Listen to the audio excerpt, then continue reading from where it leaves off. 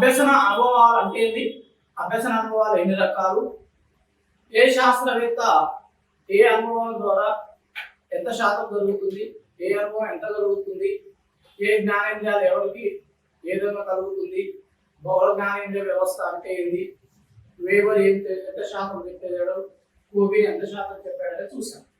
ఇప్పుడు మనము ఈ ఎడ్గర్ డేల్ అభ్యసన అనుభవాన్ని ఒక నిచ్చెన ప్రకారం ఒక సీక్వెన్స్ క్రమము అనుభవం కలిగే విధానాన్ని బట్టి ప్రాధాన్యత క్రమంలో అమర్చిన వాడు ఎడ్గర్ డేల్ అంటారు. ఎడ్గర్ డేల్ అభ్యసన అనుభవాల శంకు అంటారు. కోన్ ఆఫ్ ఎడ్గర్ డేల్స్ అని కూడా మనము పిలవవచ్చు. ఎడ్గర్ డేల్ అనే శాస్త్రవేత్త ఏం చేశాడంటే ప్రత్యక్ష అనుభవాలను, పరోక్ష అనుభవాలను, ప్రాతినిధ్యత్వ అనుభవాలను అన్నిటినీ కలిపి ఒక శంకు రూపంలో తెలియచేయడం జరిగింది, ఒక నిచ్చెన రూపంలో తెలియచేయడం జరిగింది.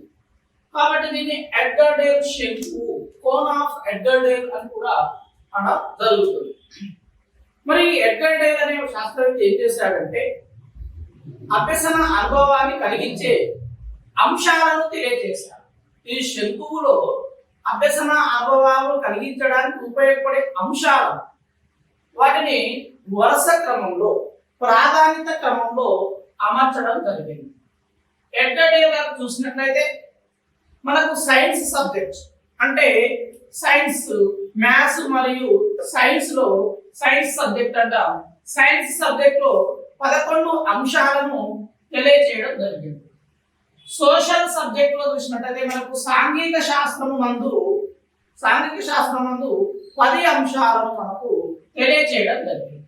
అయితే ఇక్కడ చూడండి, సాంఘిక శాస్త్రంలో 10 అంశాలు ఎలా ఉంటాయంటే చలనచిత్రాలు, టీవీ అనేవి అంటే 7-8 అంశాలు ఒకే కాలంలో చూపించడం జరుగుతుంది. సోషల్లో 7-8 అంశాలను ఒకే కాలంలో సూచిస్తున్నాము కాబట్టి సోషల్లో మనకు 10 అంశాలు ఉండడం జరుగుతుంది. సైన్స్ లో మాత్రం 7-8 వేరు అంశాలుగా చూపిస్తున్నాము. టీవీ, చలనచిత్రాలను వేరు అంశాలుగా సూచిస్తున్నాము కాబట్టి 11 అంశాలుగా తెలియచేయడం జరిగింది. మరి ఇప్పుడు ఎడ్గర్ డేల్ అనేది చూసినట్లయితే ఎడ్గర్ డేల్ ఈ 11 అంశాలను ప్రాధాన్యత క్రమం బట్టి 11 అంశాలను నిచ్చెన రూపంలో తెలియజేశాడు. మొదటి అంశము ప్రత్యక్ష అనుభవాలు, రెండవ అంశముగా కల్పిత అనుభవాలు, మూడవ అంశము నాటకీకరణాలు, 4 ప్రదర్శితాలు అంటే ప్రదర్శనలు, 5 క్షేత్ర పర్యటనలు, 6 ఎగ్జిబిషన్స్ అంటే మ్యూజియంలుగా పేర్కొంటారు, 7 టీవీ అంటే దూరదర్శన్, టెలివిజన్ దూరదర్శన్ గా పేర్కొంటారు, 8 చలనచిత్రాలు అంటే సినిమాలు కూడా మనం పేర్కొంటాం. సినిమాలు, చలనచిత్రాలు అంటే సినిమాలుగా పేర్కొంటారు, 9 రేడియో, 10 చిత్ర ప్రతిమలు ఫోటోగ్రాఫ్స్, 11 శబ్ద చిహ్నాలు వెర్బల్ సింబల్స్ గా మనము పేర్కొనవచ్చు. ఈ విధంగా ఈ 11 అంశాలను తెలియజేశారు. చూడండి, ఎడ్గర్ డేల్ శంకువులో 11 అంశాలు ఉన్నాయి.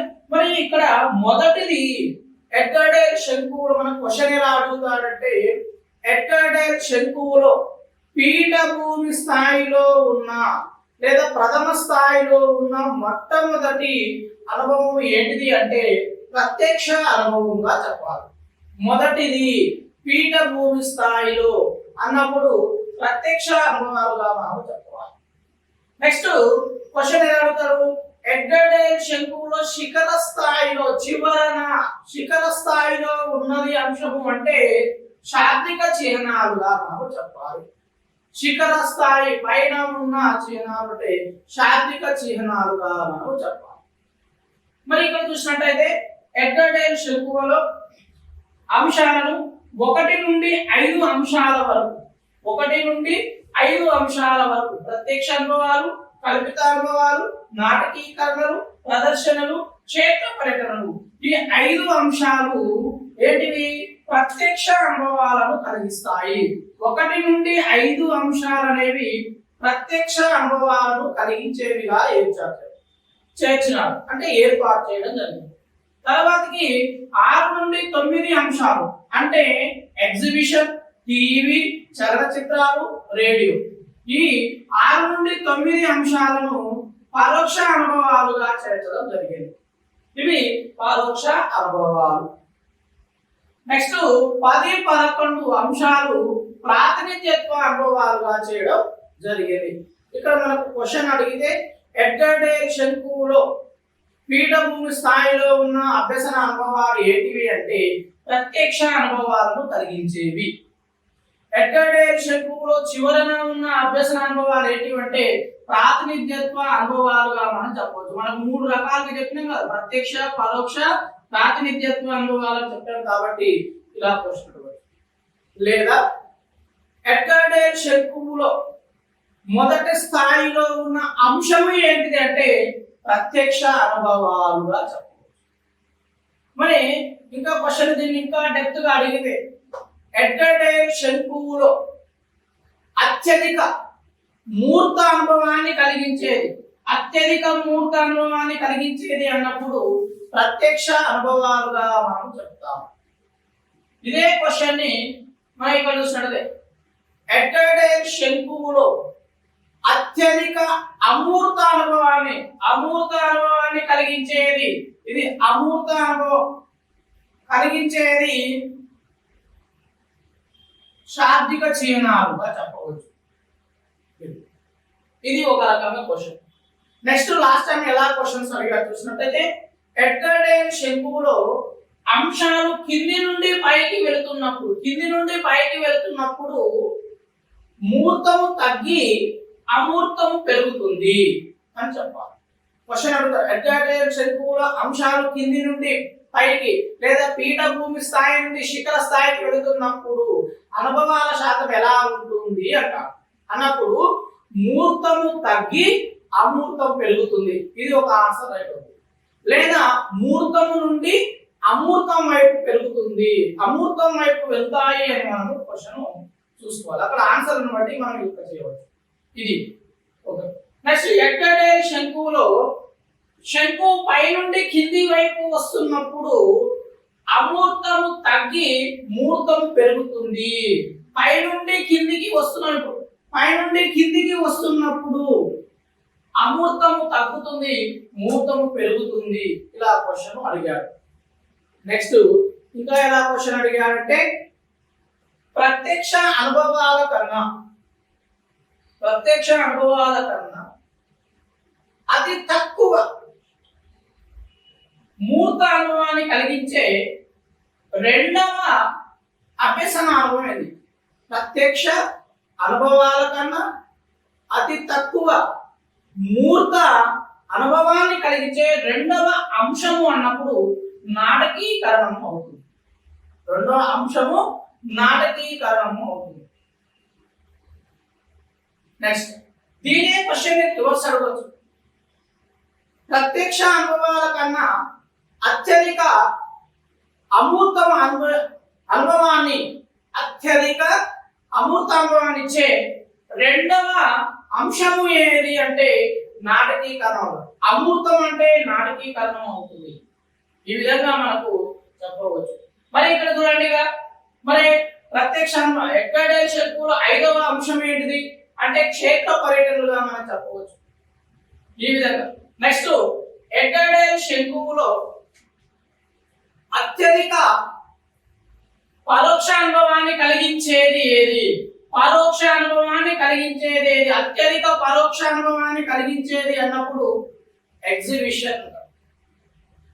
ఇది పరోక్షంగా మనకు చూడండి, పరోక్ష అనుభవం మొదటిది పరోక్ష అనుభవాన్ని కలిగిస్తుంది మనకు సాధారణంగా. లేదా ఇక్కడ చూడండి, పరోక్ష అనుభవాలను చూసినట్టయితే మనకు అమూర్తం అనుభవం కలిగితే ఎక్కువది ఏంటంటే అమూర్తము అన్నప్పుడు రేడియో అవుతుంది, మూర్తము అంటే ఎగ్జిబిషన్ అవుతుంది. ఈ విధంగా మనకు క్వశ్చన్స్ అడుగుతూ ఉంటారు ఎడ్గర్ డే శంకువులో చూసాం. మరి ఇక చూడండి, ఎడ్గర్ డే శంకువులో మనకి సాధారణంగా చూసినట్టయితే సాధారణంగా చూసినట్టయితే 1 నుండి 3 అంశాలు చేయడము ద్వారా వస్తాయి. 1 నుండి 3 అంశాలు చేయడము ద్వారా అభ్యసన అనుభవం కలుగుతుంది. 4 నుండి 9 వరకు చూడడము ద్వారా కలుగుతుంది. 4 నుండి 8 వరకు చూడడం ద్వారా కలుగుతుంది. 9 నుండి 11 వరకు వినడము ద్వారా అభ్యసన అనుభవము కలుగుతుంది. ఇది మనకు ఎడ్గర్ డేల్ శంకువుకు సంబంధించింది. మరి దీనిలో మనకు క్వశ్చన్స్ ఎలా వస్తాయి అనేది చూద్దాము. ప్రశ్నించినట్టు చూసినట్టయితే ఇక్కడ మనకు చూడండి, ప్రశ్నలో చూసినట్టయితే ఎడ్గర్ డేల్ శంకువులో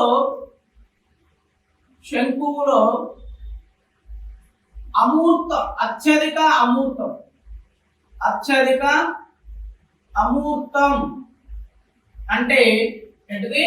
శాబ్దిక చిహ్నాలు అంటే 11వ అంశము. నెక్స్ట్ ఎడ్గర్ డేల్ శంకువులో అత్యధిక మూర్తము అంటే 1వ అంశము వస్తుంది. 1వ అంశము వస్తుంది అంటే ప్రత్యక్ష అనుభవాలు వస్తాయి. నెక్స్ట్ చూడండిగా ఎడ్గర్ డేల్ శంకువులో 5వ అంశము అన్నప్పుడు మనకు ఏంటి? క్షేత్ర పర్యటనలు వస్తాయి. క్షేత్ర పర్యటనలు వస్తాయి. ఈ విధంగా మన క్వశ్చన్. మరి శంకువు క్రింది నుండి పైకి వెళుతుంటే మూర్తము తగ్గి అమూర్తం పెరుగుతుంది. ఈ విధంగా. నెక్స్ట్ ఎడ్గర్ డేల్ శంకువులో ప్రత్యక్ష అనుభవాల కంటే ఎక్కువగా అమూర్తాన్ని చూసినట్లయితే మనకి ఏంటిది? శాబ్దిక చిహ్నాలు. మరి ప్రత్యక్ష అనుభవాల కంటే రెండవది ఏంటిది అన్నప్పుడు ప్రత్యక్ష అనుభవాల కంటే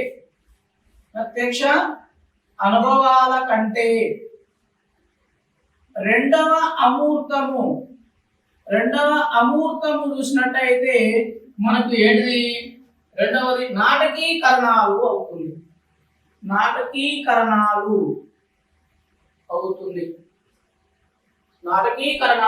ఇలా మనకు క్వశ్చన్ అడుగుతుంటాడు. నెక్స్ట్ ఎగ్జిబిషన్ ఎన్నవది అంటాడు. ఎగ్జిబిషన్ ఎన్నవ అంశము అన్నప్పుడు మనము దీన్ని 6వ అంశంగా చెప్పాలి. ఇట్లా క్వశ్చన్స్ అనేవి మనకు లాస్ట్ టైం అడగడం జరిగింది. ఇది మనకు ఎడ్గర్ డేల్ శంకువు యొక్క ప్రైమరీ ఇన్ఫర్మేషన్. ఇప్పుడు మనకు క్వశ్చన్స్ అడిగే విధానం చూసాము. చూడండి, అత్యధిక అమూర్తము అంటే శాబ్దిక చిహ్నాలు, అత్యధిక మూర్తము అంటే ప్రత్యక్ష అనుభవాలు, 5వ అంశము అంటే క్షేత్ర పర్యటనలు, క్రింది నుండి పైకి పోతే మూర్తము తగ్గి అమూర్తం పెరుగుతుంది. ప్రత్యక్ష అనుభవాల కంటే రెండవ అమూర్తమైనది అంటే నాటకీకరణాలుగా చెప్పవచ్చు. మరి ఎగ్జిబిషన్ అనేది ఎన్నో అంశము అంటే 6వ అంశంగా ఇలా క్వశ్చన్స్ మనకి అడుగుతూ ఉంటాడు. 2వది, 3వది ఇలా అడుగుగా జరుగుతుంది. మరి ఇప్పుడు ఒక్కొక్క అంశం గురించి ఎడ్గర్ డేల్ శంకువులో ఉన్న వివిధ అంశాల గురించి మనము చూద్దాము. ఇప్పుడు మనము ఎడ్గర్ డేల్ శంకువులోని అంశాల గురించి చూద్దాం. ఎడ్గర్ డేల్ శంకువు అంటే ఎలా చూసినాము? ఇప్పుడు అంశాల్లో చూసినట్టయితే మొదటి అంశము ఏంటి? ప్రత్యక్ష అనుభవాలు.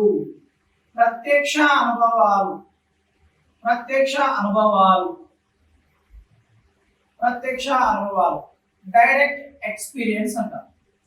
అంటే విద్యార్థి ఏదైనా ఒక విషయాన్ని సందర్శించిన, చూసిన, చేసిన అంటే విద్యార్థి చూసినటువంటి నమూనాలు తయారు చేయడం వలన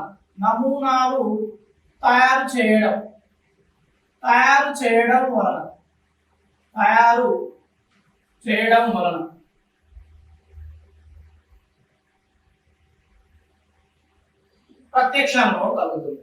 అంటే చార్ట్స్ కావచ్చు, లేదా మోడల్స్ కావచ్చు, నమూనాలు కావచ్చు, ఎక్వేరియం కావచ్చు, ఇలాంటివన్నీ తయారు చేస్తే ప్రత్యక్ష అనుభవం కలుగుతుంది.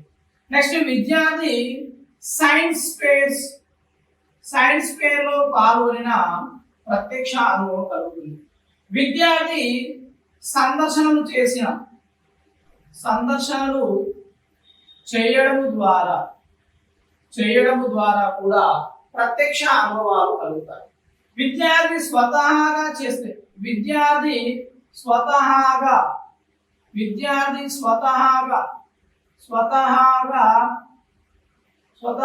చెప్పడం ద్వారా ప్రత్యక్ష అనుభవాలు కలుగుతాయి. ఇది మనకు సాధారణంగా మనకి ఎగ్జాంపుల్ గా నమూనాలు కలిగి. ఇప్పుడు ఉదాహరణకి ఒక విద్యార్థి సైన్స్ ఫేర్ లో పాల్గొనాలనే ఉద్దేశంతో వివిధ రకాల నమూనాలను తయారు చేశాడు. అయినా ఆ విద్యార్థికి కలిగిన అనుభవాలు ఏంటివంటే ప్రత్యక్ష అనుభవాలుగా మనం చూడవచ్చు. అంటే ఇంకా సింపుల్ గా ఇక్కడ అంశాలను అన్నింటినీ కూడా మనము సహజ సిద్ధంగా చూడగలుగుతూ ఉంటాము. ఇది ప్రత్యక్ష అనుభవాలు. నెక్స్ట్ ఇక రెండవ చూసినట్లయితే మనకి రెండవ అంశం చూసినట్లయితే కల్పిత అనుభవాలు. రెండవ అంశం ఏంటి? కల్పిత అనుభవాలు. కల్పిత అనుభవాలు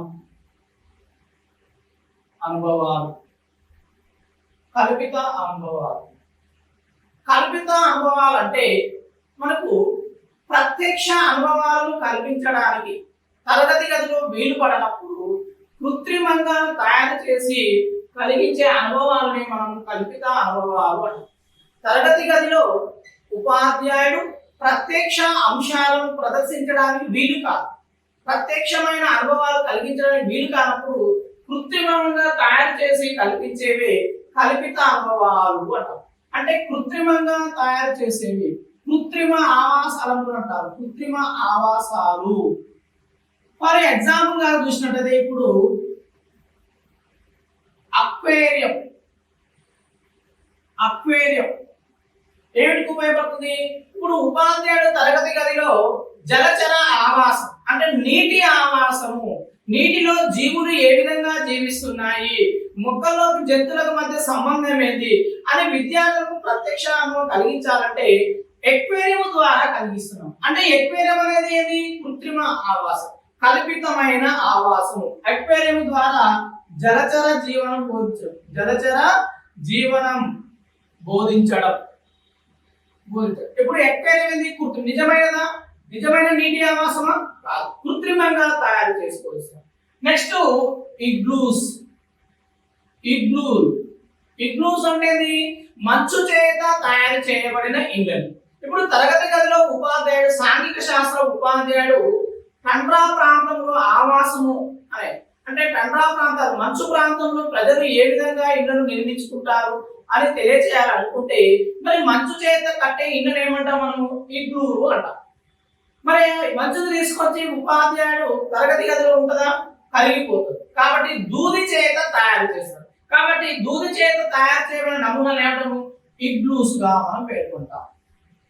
ఇగ్లూస్ ద్వారా ఇది ఆ ఇళ్లను నిర్మించడం. టండ్రా ప్రాంతంలోని ఆవాసాలు, గృహాలు, టండ్రా ప్రాంతం గృహాలను ఇగ్లూస్ ద్వారా బోధించడం. ఇది మనము ఏంటిది? కల్పిత అనుభవంగా చెప్పవచ్చు. నెక్స్ట్ ఇప్పుడు ఉపాధ్యాయుడు భారత పార్లమెంట్ భవనం గురించి చెప్పాలి. మరి భారత పార్లమెంట్ భవనం గురించి చెప్పాలంటే పార్లమెంట్ భవనం ఇక్కడికి వస్తుందా? రాదు. కాబట్టి పార్లమెంట్ భవనం యొక్క నమూనా అట్టాముక్కలు లేదా తర్వాత థర్మకోల్ చేత భవనాన్ని తయారు చేయడం. పార్లమెంట్ భవనం నమూనా కూడా మనకు ఏంటి? కల్పిత అనుభవాలు చెప్పవచ్చు. అంటే కల్పిత అనుభవాలు అనేది ప్రత్యక్ష అనుభవాలను కలిగించేవి, ప్రత్యక్షమైన విషయాలను తీసుకొచ్చి తరగతి గదిలో ప్రదర్శించడానికి వీలు లేనప్పుడు వీటిని ఉపయోగిస్తారు. అంటే చిన్నగా ఉన్న వాటిని పెద్దగాను, పెద్దగా ఉన్న వాటిని చిన్నగా. ఫర్ ఎగ్జాంపుల్ ఇప్పుడు పార్లమెంట్ భవనం పెద్దది, దీన్ని ఏం చేస్తున్నాం, నమూనా ద్వారా చిన్నగా చూపిస్తున్నాం, ఇది. మరి ఇది ఒకటి కల్పిత అనుభవంగా చెప్పవచ్చు.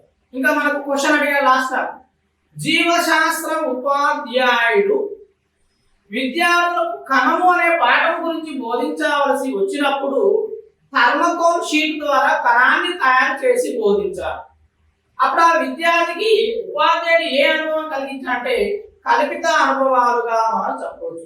ఎందుకు, కణము అనేది మైక్రో లెవెల్, చాలా చిన్నగా ఉంటుంది. మనం చిన్నగా ఉన్నదాన్ని ఏం చేసినాము, పెద్దగా తయారు చేశాడు ఉపాధ్యాయుడు. అంటే కణము చిన్న నుండి ఏంటి పెద్దగా థర్మకోల్తో తయారు చేయడం, ఇది కూడా కల్పిత అనుభవాలే.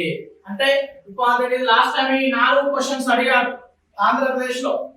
అక్వేరియం ద్వారా ఉపాధ్యాయుడు జలచర ఆవాసాన్ని బోధిస్తే ఏ అనుభవాలను కలిగిస్తాయంటే కల్పిత అనుభవాలు. ఇగ్లూస్ ద్వారా బోధన జరిగించినప్పుడు ఏ అనుభవాలు అంటే కల్పిత అనుభవాలు. పార్లమెంట్ భవనం నమూనాన్ని చేస్తే కల్పిత అనుభవం. కణము యొక్క చార్ట్ను చూస్తే కల్పిత అనుభవంగా మనము చెప్పవచ్చు. ఇది సాధారణంగా. నెక్స్ట్ గా మూడవ అంశం కాక చూస్తే మనకి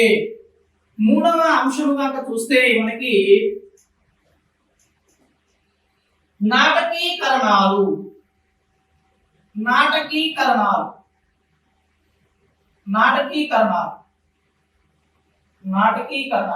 అంటే డ్రామటైజేషన్ అంటారు, నాటకాలు చేయడం.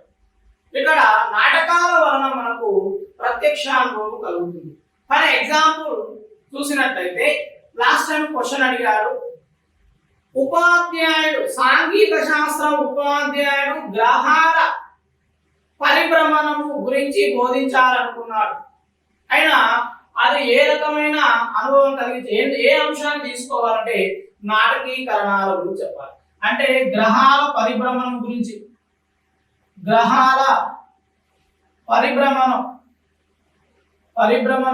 బోధించాలంటే నాటకాల ద్వారా. నెక్స్ట్ ఇంకా మనకి పోషకాహార పదార్థాల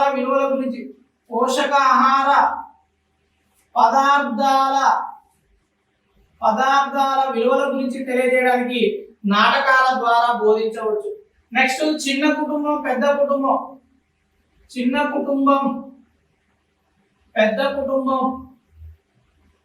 కుటుంబం గురించి కూడా మనం నాటకాల ద్వారా విద్యార్థుల చేత నాటకాలు ఏంచి బోధించవచ్చు.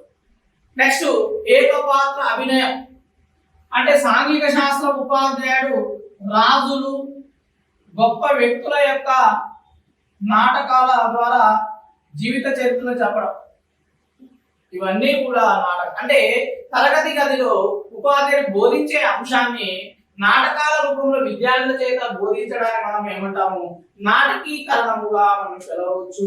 అందులో చూస్తే గ్రహాల పరిభ్రమణం గురించి నాటకీకరణాల ద్వారా బోధించవచ్చు.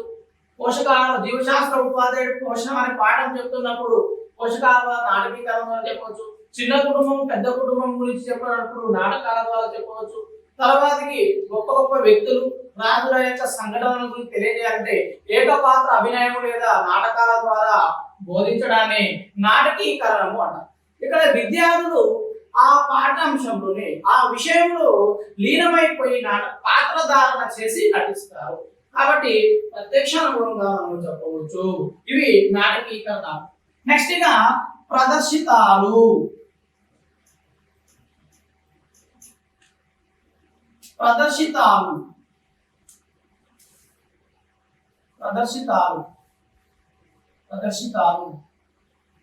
లేదా వీటిని ప్రదర్శనలు అంటారు. డెమాన్స్ట్రేషన్స్ అంటారు. ప్రదర్శనలు అంటారు. ఇక్కడ మనకు చూడండి, ప్రదర్శనలు అంటే మన వద్దకు వచ్చి ప్రోగ్రామ్స్ చేస్తే వాటిని ప్రదర్శనలు అంటారు.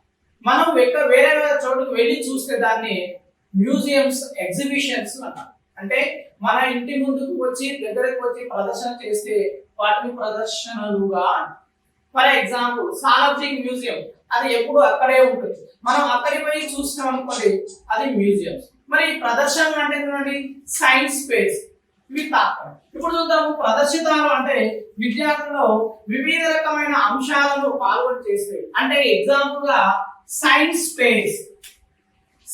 ఫేర్స్ గా మనము ప్రదర్శితాలుగా పేర్కొనవచ్చు. మరి ఈ ప్రదర్శితాల్లో చూసినట్లయితే సైన్స్ ఫేర్ లో పాల్గొన్న వారికి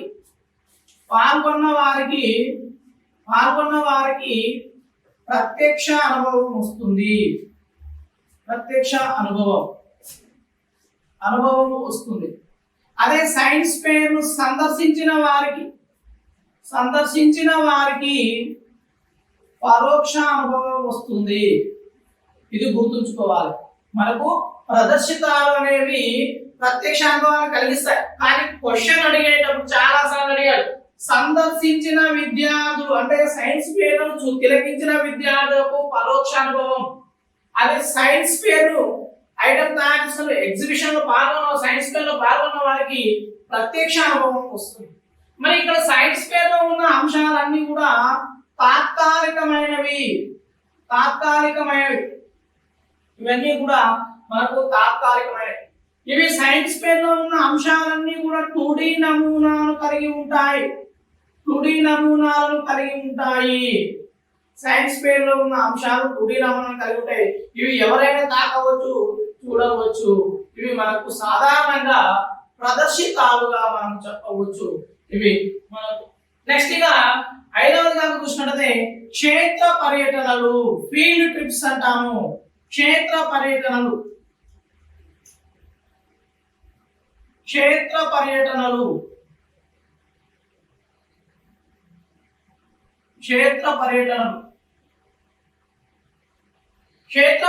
చూడండి, సమస్యను సహజ వాతావరణంలో పరిష్కారం చూపించడం.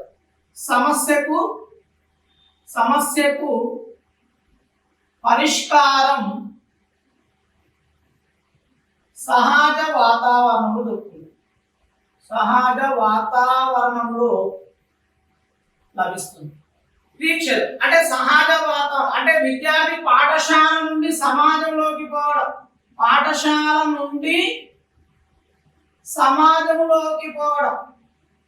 సమాజంలోకి పోయి చేస్తే క్షేత్ర పర్యటన. ఫర్ ఎగ్జాంపుల్ ఏంటివి క్షేత్ర పర్యటన చూసినట్లయితే మనకి ఇక్కడ ఏంటి పంట పొలాలను సందర్శించడం,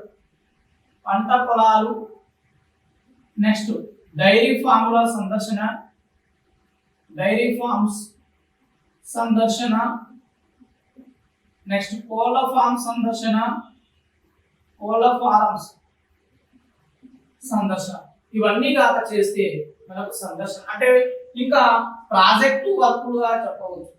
అన్ని రకాల ప్రాజెక్టు పనులు అన్ని కూడా క్షేత్ర పర్యటనకుగా మనము చూడవచ్చు. ఇది ఐదవది క్షేత్ర పర్యటనలు అండి. నెక్స్ట్ గా ఎగ్జిబిషన్స్ అంటే మ్యూజియంస్ అంట. ఇక్కడ మ్యూజియంస్ ఆరవది మ్యూజియం. చూడండి, మ్యూజియం అంటే ఒక ప్రత్యేకమైన అంశం గురించి ప్రదర్శించడానికి ఏర్పాటు చేసిన ప్రదేశం. ప్రత్యేకమైన అంశం గురించి ప్రదర్శించడానికి ఏర్పాటు చేసిన ప్రదేశాన్ని మ్యూజియం లేదా ఎగ్జిబిషన్ అంట. ఇది మనకు ప్రత్యేకమైనది. మరి ఇక్కడ చూడండి, పరోక్ష అనుభవం అత్యధికంగా మొట్టమొదటి ఏంటంటే ఇది మ్యూజియం. పరోక్ష అనుభవాలలో మొదటిది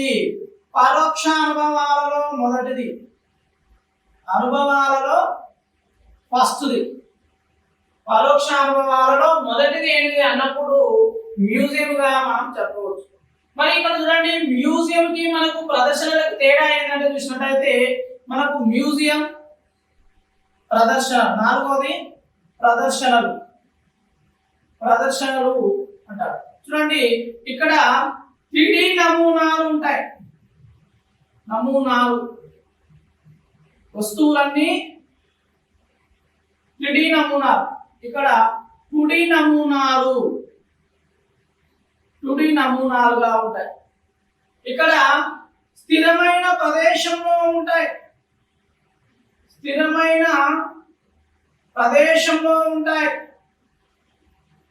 ఇక్కడ స్థానికంగా ఉంటాయి, స్థానికంగా ప్రదర్శిస్తారు, స్థానికంగా ప్రదర్శిస్తారు. నెక్స్ట్ నిజమైన వస్తువులు, నిజమైన వస్తువులు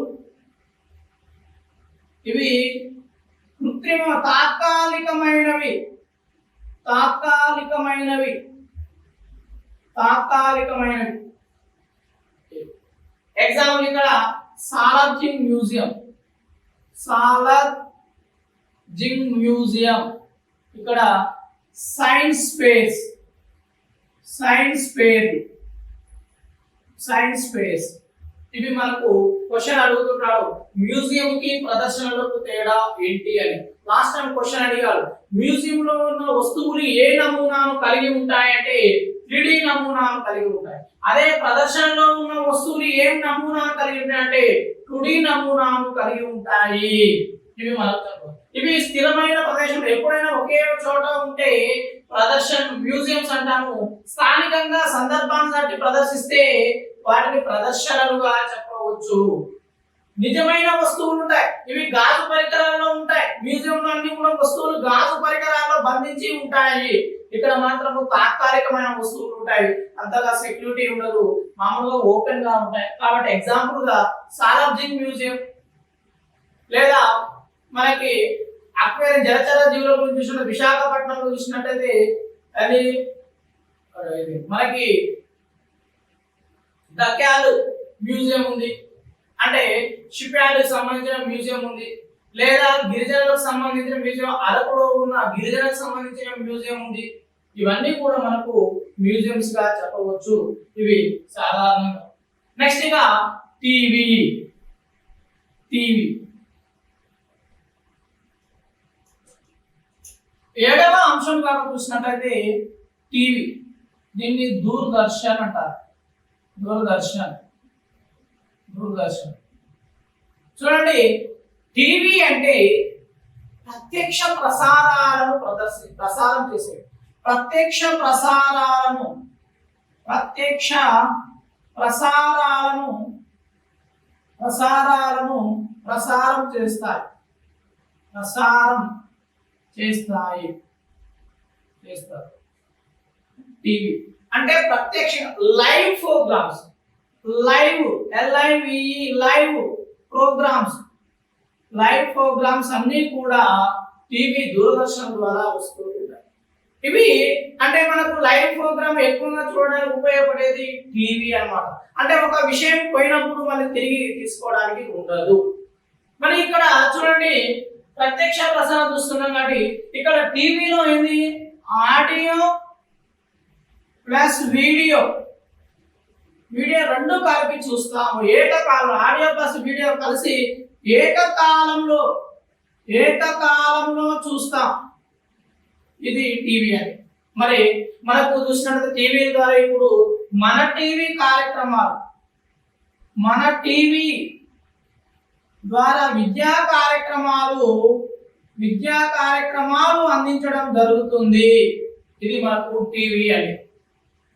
నెక్స్ట్ గా రేడియో, చలనచిత్రాలు చూద్దాము.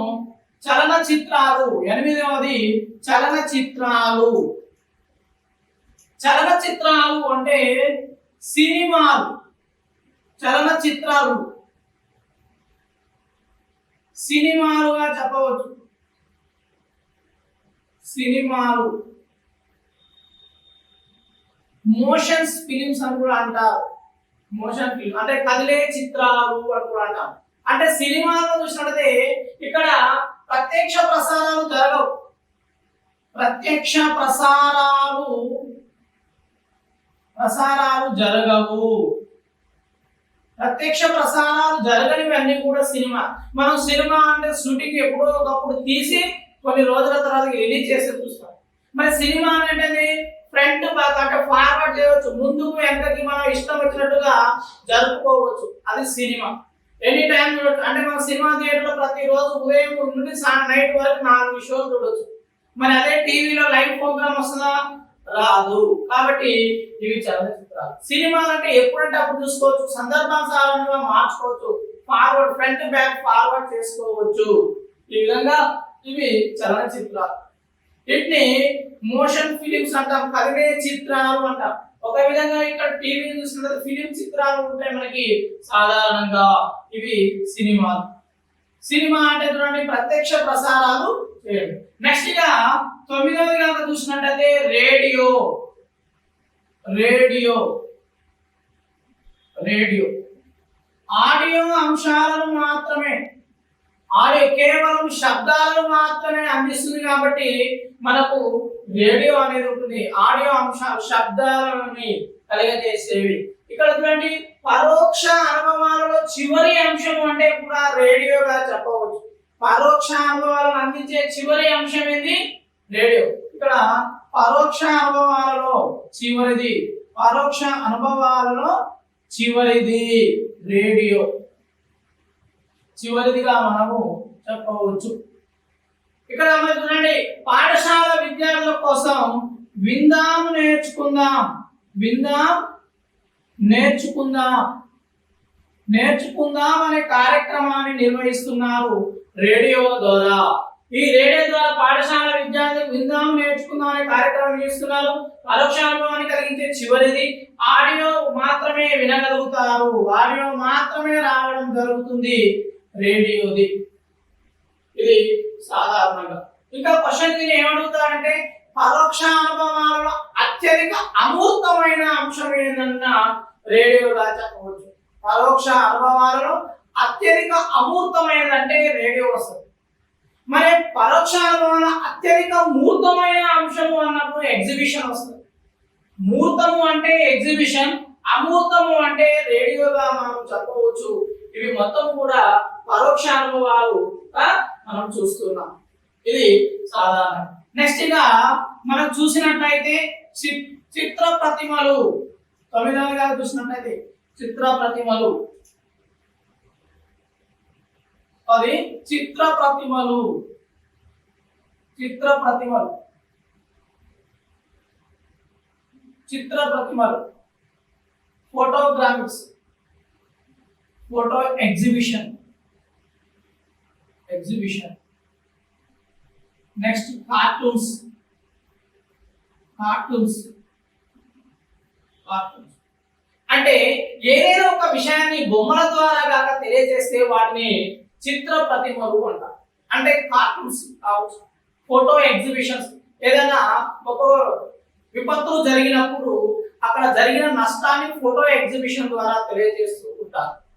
లేదా ఇప్పుడు మనకి ఈ మధ్య కాలంలో ఎక్కువగా కరోనా వ్యాప్తి ఎలా వస్తుంది ఎలా రాదు అని చిత్రాల ద్వారా మనకు తెలియజేస్తున్నారు. షేక్ హ్యాండ్ ఇవ్వద్దు, మాస్క్ పెట్టుకోవాలి, అన్ని కూడా బొమ్మల ద్వారా కాక తెలియజేసే విషయాన్ని విజువల్స్ వేరియబుల్స్ అంట, సింబల్స్ అంట. విజువల్ సింబల్స్, దృశ్య సింబల్స్, చిత్ర ప్రతిమలుగా చూసాం. అంటే ఏదైనా విషయాన్ని చిత్రాలు అంటే బొమ్మలు. ఇప్పుడు ప్రమాదము అన్నాం, ఇది ఒక చిత్రం.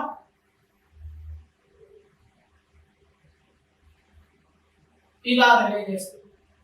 నెక్స్ట్ మాస్క్, మాస్క్ ద్వారా తెలియజేస్తుంది. ఇవన్నీ కూడా ఏంటివి? చిత్ర ప్రతిమలు. కార్టూన్స్,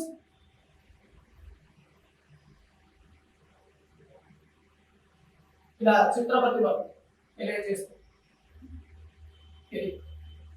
ఇవన్నీ కూడా మనకు చిత్ర ప్రతిమలు, విజువల్ సింబల్స్ అంటాము, చిత్ర ప్రతిమలుగా తెలుసు. నెక్స్ట్ ఇక శాబ్దిక చిహ్నాలు అంటే, శాబ్దిక చిహ్నాలు అంటే చూడండి మాటల ద్వారా. శాబ్దిక చిహ్నాలు, శబ్దిక చిహ్నాలు, చిహ్నాలు అంటే మాటల ద్వారా, మాటల ద్వారా అందించేది. అంటే మనకు కరోనా గురించి ఆడియో వస్తుంది, ఫోన్ ఆన్ చేయడం, ఫోన్ చేసినప్పుడు మనకు మాస్క్ ధరించండి కరోనా రాదు అని ఇలా చేస్తుంది. లేదా మీరు మీరు చేస్తున్న నంబర్ ప్రస్తుతం బిజీగా ఉన్నది అని కూడా అనౌన్స్మెంట్ చేస్తున్నారు. శబ్దాల రూపంలో, మాటల రూపంలో కాక తెలియజేస్తే వాటిని శాబ్దిక చిహ్నాలు అంటాము. మనం ఫోన్ చేసినప్పుడు రింగ్ వస్తున్నప్పుడు రింగ్ లో అంశాలు, కరోనా వ్యాప్తి ఇలా రాదు, కరోనా గురించి మాస్క్ ధరించండి, దూరం సోషల్ డిస్టెన్స్ పాటించండి అని అనౌన్స్మెంట్ చేస్తూ వస్తుంటాయి. ఇలా మాటల ద్వారా కాక చెప్తే ఇవి మనకు షాక్. లేదా మనం ప్రయాణం చేస్తున్నప్పుడు రైల్వే స్టేషన్ లో అటెన్షన్ టు ప్యాసింజర్ అని అనౌన్స్మెంట్ చేస్తూ ఉంటారు.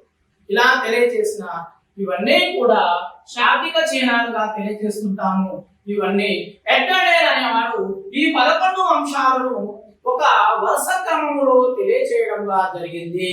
అందుకే ఎడ్గర్ డేల్ శంకుకు చాలా ప్రియారిటీ, 1 మార్క్ ఖచ్చితంగా వస్తూ ఉంటుంది ఈ శంకులో.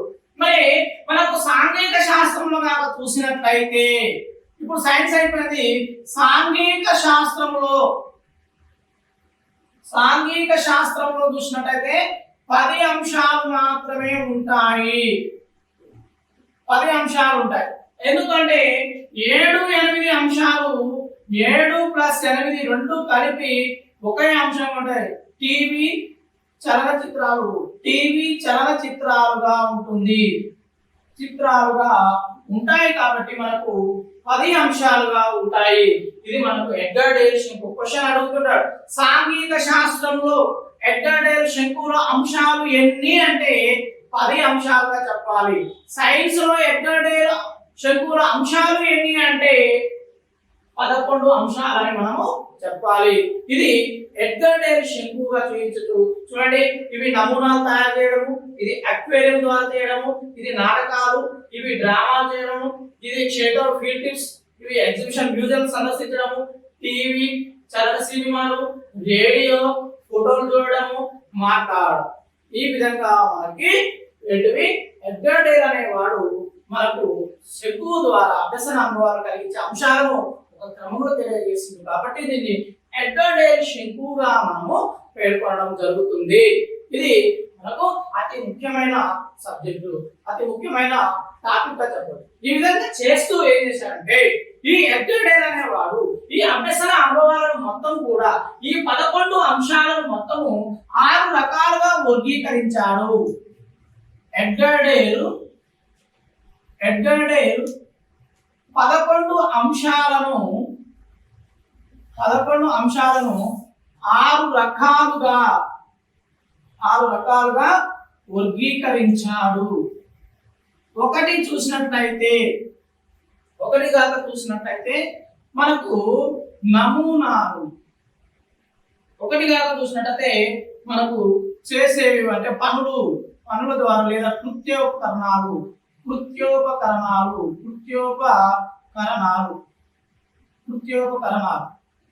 నెక్స్ట్ రెండవది దృశ్య శ్రవణోపకరణాలు.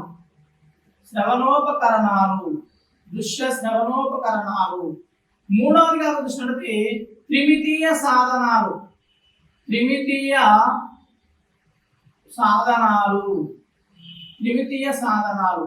నాలుగవదిగా చూసినట్లయితే ప్రదర్శన బల్లలుగా మనం చెప్పవచ్చు.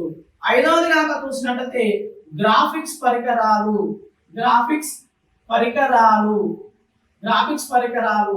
ఆరవది కాక చూసినట్లయితే మనకు దృశ్య సాంకేతిక